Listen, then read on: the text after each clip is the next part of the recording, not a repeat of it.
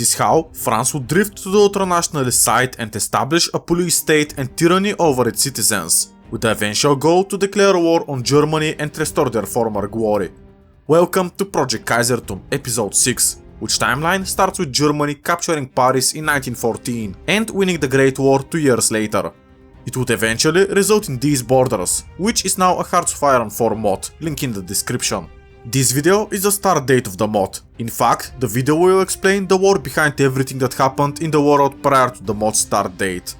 But now, let me show you how France could have become an ultranationalist and expansionist power, seeking revenge against Germany. France was suffering from political instability, not having a functional government for 8 years, due to no political parties willing to work together. This meant that France lost Morocco and was not able to take part in the Ottoman Empire's collapse. Eventually, the independent radicals of France would vote regarding which side they would want to join, either the ultranationalist French Revival or the Socialist Popular Front. I allowed my viewers to vote regarding which way France would swing, and 57% of you decided to vote for the French Revival, whose goal is to restore the former glory of France, but also to unite the French speakers under one banner. While this is the general idea, some extreme wings of the party are calling for France to annex more territories. That would make it easier for France to defend its core territory and even to establish neighboring puppet states. The goal is to prevent the capture of Paris ever again. Funnily enough, you can call this wing of the French Revival the Ultranationalists. This is the political party that my viewers chose, so let me tell you how France could look like under this ultranationalist dictatorship. First up, the ultranationalists are more likely to be led by Joseph Dernard. He was historically a German collaborator during the Vichy France period, but he also served as an officer in the SS. Most importantly, he was the de facto ruler of the French secret police during the German occupation. This meant that assassinations, chasing resistors and eliminating Jews were unfortunately very common under his regime. While this is disgusting to say the least, I believe that he would turn France exactly what I just described. Political assassinations are going to get very common, which means that the ultranationalist French Revival are going to eliminate the opposition and establish a dictatorship. To justify this disgusting ideology to its people, there is going to be a big propaganda campaign. This would be done mostly through radio and newspapers, where the era of the Third French Republic would be painted as a period of decline. It would be claimed that the French people would have suffered a lot under this regime. To be truthful, they would actually have a point. This is because in this alternate timeline, the Third French Republic would lose the Great War, and they would lose it pretty badly. Another argument against democracy would be that France would have kept Morocco and participated in the wars of Ottoman collapse had it not been for democracy. The Third French Republic also was not able to recover economically, and hyperinflation was rampant due to the war reparations to Germany. You can think of the French Republic like Weimar Germany in our timeline. You can also think of this ultranationalist France like the ultranationalist Germany in our timeline. In fact, France would change its official name to État des Français, which would translate to State of French People. This would make sense as the French Revival's ideology is one of at least uniting the French speakers under one banner. Renaming the country to emphasize this claim would only help with propaganda in the French territories. Another round of propaganda would follow after that, where it would be broadcasted to the listeners that it's unacceptable for millions of Frenchmen to reside outside of France. This is referring to the French speakers in Belgium, Switzerland, but also Italy, who conquered Nice, Savoy and Corsica, and most importantly, this statement is against Germany and the French speakers in Alsace-Lorraine. Since France would be land for the French people, there are going to be attacks against non-French citizens of the country, especially the Jews. Not only this ultranationalist France is going to start attacking and unjustly arresting its minorities, but they would practically jail all of the opposition. This is because of the French secret police, which would emphasize in eliminating the counter-revolution. As a result, a lot of politicians opposed to the French Revival would be eliminated. The remainder of the opposition would flee France and voice concerns from abroad. This news would obviously shock the entire world. Countries would denounce France for their actions, but they would not be willing to enter a war to stop this. Realistically, only one country can stop it, and it's Germany and their allies, who, if they declare war on France with the goal to restore democracy there, would see Russia also join in against them. Austria-Hungary and Illyria would most likely not side with the Germans, and they can possibly go against them. I haven't explored the politics of Austria-Hungary and Illyria too much, but basically Austria would be in a position where they would have to choose to keep either Hungary or Illyria. because trying to keep both would not be possible and guarantee their collapse. This means that the Austrian portion of the empire would get weaker and possibly be annexed by the Germans in the future. Hence why Austria-Hungary and Illyria would take a stance against Germany, or at least not join their side in a potential war. Another country that could rival France is Italy, but as I have explained previously, they would be ruled by a political party called Italy First, whose goal is to improve economically and catch up to the Germans and the Austrians. This Italy would prioritize their own goals, so them invading France as to secure a democratic regime abroad would be impossible with their politics. This is why the world would react so negatively, but nobody would do anything about it. This is at least considering the military aspect, but I can see the German Customs Union, which is an economic alliance between these countries, embargo France and Russia. This is because Russia would actually support France in their decisions, and the provisional government, led by Alexander Kerensky, would shift in a similar ultranationalist path. This means that the Russians would blame the Romanovs for everything and seek to restore the former glory of Russia, if not even reach new heights.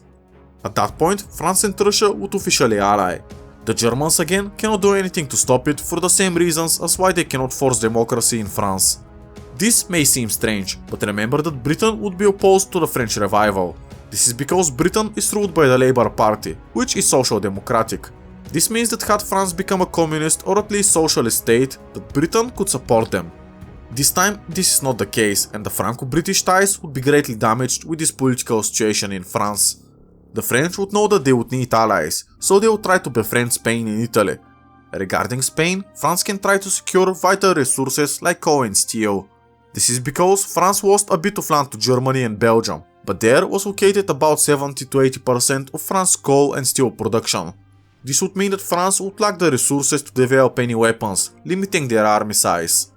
You can see this in this map I found online from 1953, where Germany would seize exactly these lands.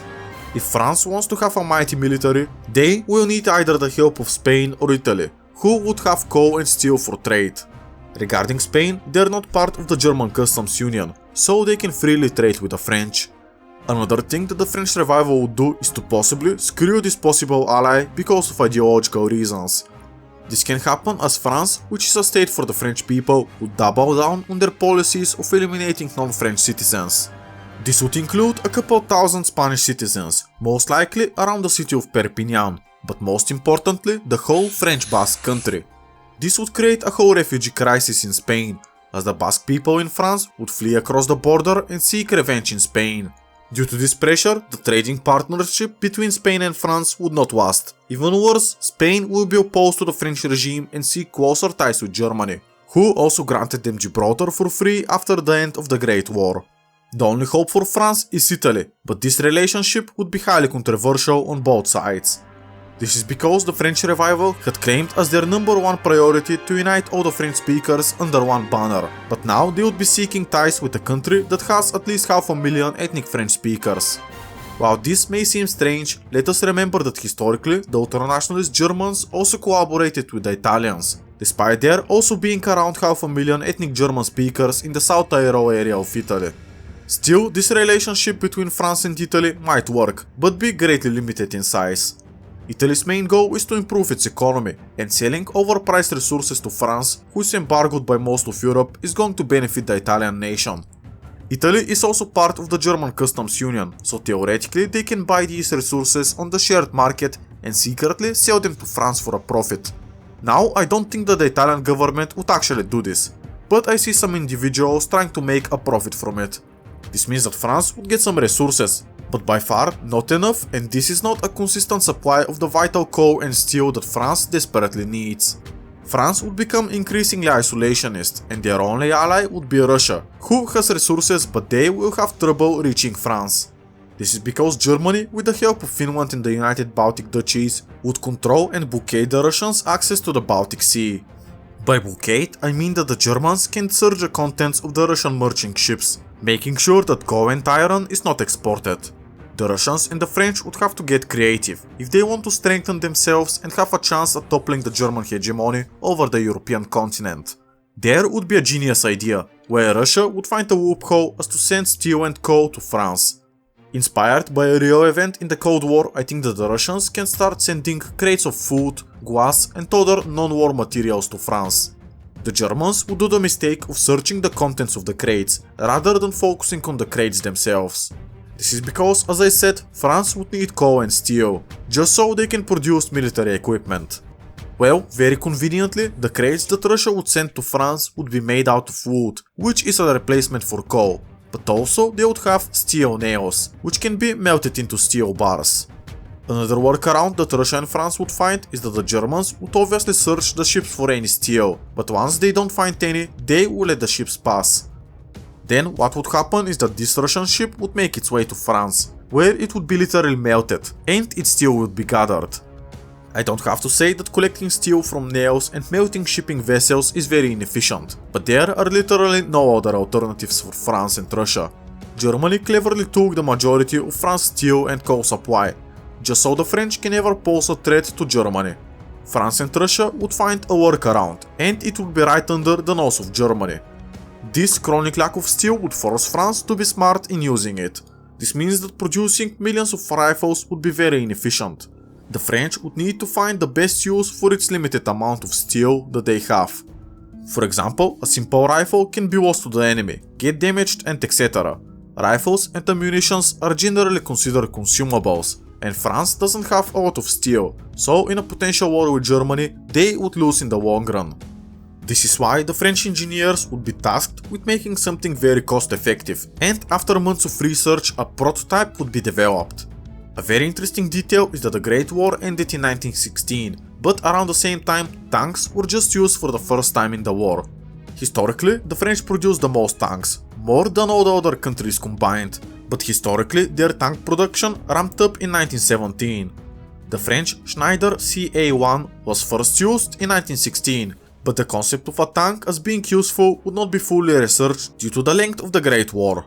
This time, France wouldn't be the main builder of tanks, as in 1917 in this timeline, France would lose the war and be stripped from 70 to 80% of their steel supply, so building a tank would be especially more difficult after the peace treaty. Now you may be confused in why I am telling you this, but believe me, you will love me for what I am about to say. Basically, the French would need to make a way for their steel to be more cost effective. One crazy way of achieving this is to build a super heavy tank. Just think about it. If a tank is made indestructible, then it needs to be built once and it can be used indefinitely. The Char 2C was historically able to sustain directly being hit by artillery HE rounds. This would make the tank practically indestructible, as at the time there didn't exist any technology that could destroy the tank. Just so you know, this tank weighed around 69 tons, which to put it into perspective is almost the same as your mother. Anyway, this is why I think France would make use of their few steel supplies by building super heavy tanks, with the hope of them never being destroyed.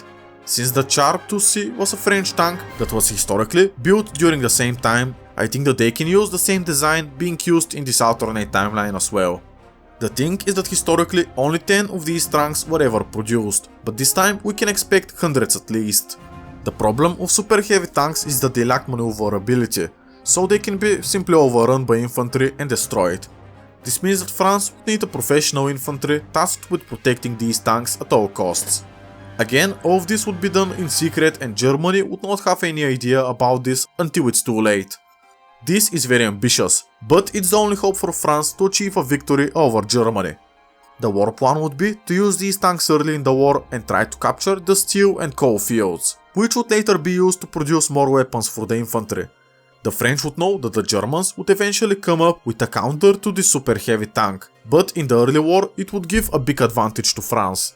The plan is to gain as much territory as possible, maybe even capitulate Belgium, and then to hold and build weapons with the captured resources, or to negotiate a better peace treaty. The French would know that they would lack resources to win any sort of prolonged conflict, so when you boot up the Hearts of Iron 4 mod, which is still under development by the way, make sure to build the heaviest tank possible if you want to have some extra fun.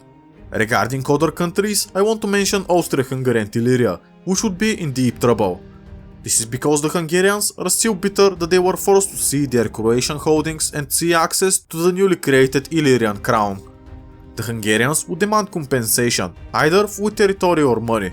Regarding territory, there is only one way for Hungary to expand, and this is in Romania. Hungary has a historical claim over these lands, as in the early 1300s, the Hungarian state used to include Wallachia and Moldavia as puppet states. The Hungarians would also gain another access to the sea, so they would urge Austria to declare war on Romania. A debate would follow where the Hungarians would argue that they entered the Great War because of the Austrians, and now the Austrians owe the Hungarians a favor. What hurts the Hungarians even more is that they entered the Great War to support Austria, won the war, and yet they lost territory. This is why, understandably, the Hungarians are very angry with the Austrians.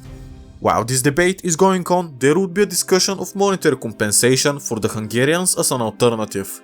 The thing is that the Hungarians would demand way too much money, and the Austrian portion of the empire is in a vulnerable state.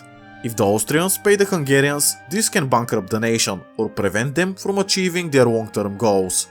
Currently, the Austrians would be trying their best to befriend Poland and get them into their sphere of influence, possibly giving them the entirety of Galicia in exchange for an alliance. If the Austrian portion were to run out of money, this would make this goal impossible. As a result, another alternative is to make the Illyrian state pay for the lands they took from Hungary, but there is also another problem.